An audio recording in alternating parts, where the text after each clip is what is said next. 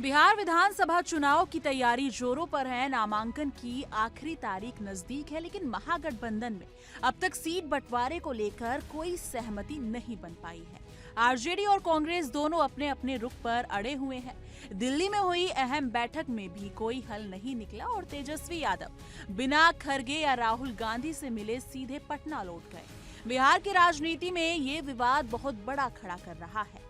क्या महागठबंधन समय रहते सीटों पर सहमति हो पाएगा या फिर चुनाव में ये विवाद गठबंधन के लिए मुश्किल खड़ी कर देगा? महागठबंधन की अगुवाई कर रही आरजेडी और कांग्रेस के बीच कुछ सीटों को लेकर मतभेद है। आरजेडी चाहता है कि गठबंधन मजबूत रहे, लेकिन कांग्रेस और मजबूत गढ़ों को छोड़ना नहीं चाहती। कांग्रेस पहले से ही 51 मजबूत सीटें चिन्हित कर चुकी है, जिनमें पार्टी को जीत का भरोसा है। वहीं आरजेडी कांग्रेस को 61 सीटें देने के लिए तैयार है, लेकिन कांग्रेस उन सीटों पर अड़ी है जो आरजेडी के लिए मान्य नहीं है। यही वजह है कि सीट बंटवारे का मामला जटिल बन गया है। कुछ सीटें विवाद का केंद्र है। कहलगांव कांग्रेस का मजबूत गढ़ है। नरगटियागंज में मुस्लिम आबादी ज्यादा है, इसलिए कांग्रेस को वहां जीत का भरोसा है। वारिसलीगंज में 2020 में कांग्रेस उम्मीदवार बेहद कम अंतर से हार गए थे। चैनपुर और पचवाड़ा जैसी सीटों पर अब तक कोई सहमति नहीं बनी है। इन विवादित सीटों को लेकर आरजेडी और कांग्रेस के बीच टकराव जारी है। अगर इन पर सहमति नहीं बनी तो महागठबंधन की रणनीति पर असर पड़ेगा। तेजस्वी यादव दिल्ली की बैठक के बाद सीधे पटना लौट आए। सूत्रों के अनुसार उन्होंने कहा कि मौजूदा हालात में गठबंधन आगे नहीं बढ़ सकता। तेजस्वी ने यह भी कहा कि उन्हें राहुल गांधी या खरगे से मिलने की जरूरत नहीं है। आरजेडी वीआईपी और मुकेश सहनी की भूमिका को लेकर भी सतर्क है।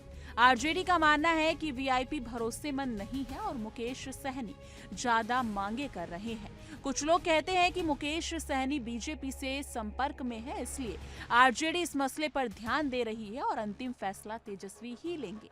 कांग्रेस अपने मजबूत सीटों को छोड़ने के लिए तैयार नहीं है। राहुल गांधी ने बिहार कांग्रेस को कहा कि वो कमजोर ना पड़े और अपने गढ़ों पर कब्जा बनाए रखे।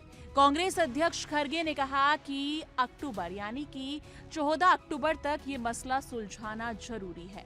खरगे ने ये भी कहा कि अगर वीआईपी गठबंधन छोड़ दे तो कांग्रेस की सीटें बढ़ाकर 65 तक की जा सकती है। कांग्रेस फिलहाल 61 से 63 सीटों पर संतुष्ट है, लेकिन कम महत्वपूर्ण सीटों को स्वीकार नहीं करेगी।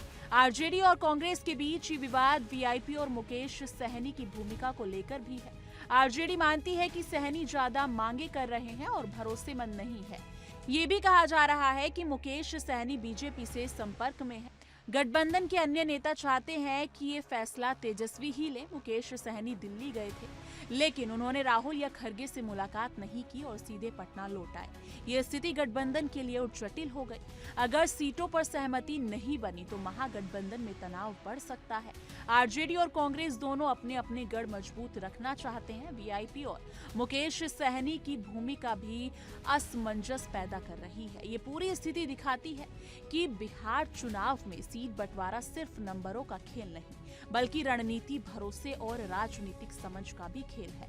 दोस्तों, बिहार विधानसभा चुनाव में महागठबंधन की सफलता अब सीट बंटवारे पर निर्भर करती है। तेजस्वी यादव और राहुल गांधी दोनों अपने रुख पर अड़े हुए हैं। क्या कांग्रेस आरजेडी के ऑफर को स्वीकार करेगी या अपने 61 से 63 सीटों पर ही अटकी रहेगी? क्या वीआईपी गठबंधन छोड़ देगा और फॉर्मूला बदलेगा? ये सवाल अभी भी खुला है और चुनावी नतीजे आने तक चर्चा का विषय रहेगा। आपकी क्या राय है इस मुद्दे पर? कमेंट सेक्शन में अपनी राय जरूर साझा कीजिएगा।